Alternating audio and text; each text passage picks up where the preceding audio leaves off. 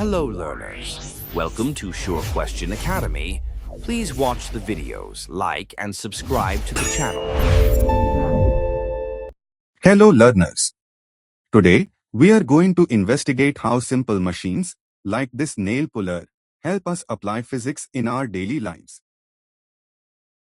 Take a close look at this illustration. It shows a nail being pulled out. First, let's identify the mechanics of this tool.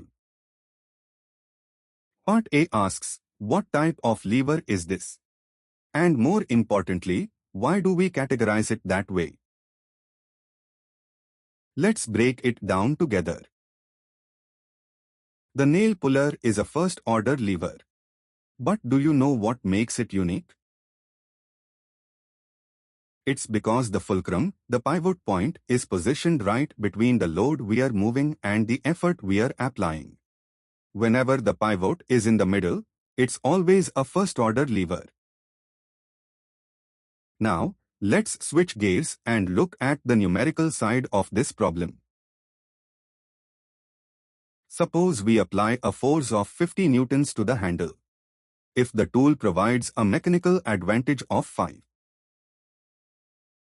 Exactly how much force does the nail itself experience? Let's calculate it.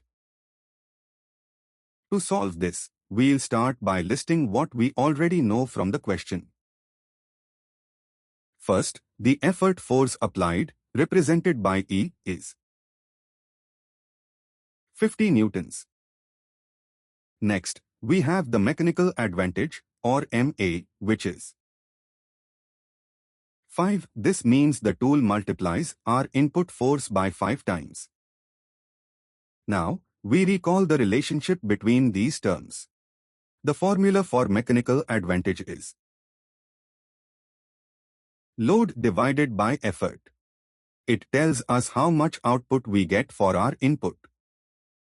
Substituting our values into the formula, we get 5 equals load divided by 50. To find the unknown load, we rearrange the equation. Load becomes 5 multiplied by 50. Doing the math, the final load is 250 newtons. So, thanks to the lever's mechanical advantage, our 50 Newton push resulted in a powerful 250 Newton pull on the nail. Science in action.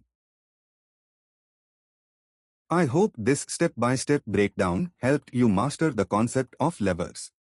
Thank you for learning with me.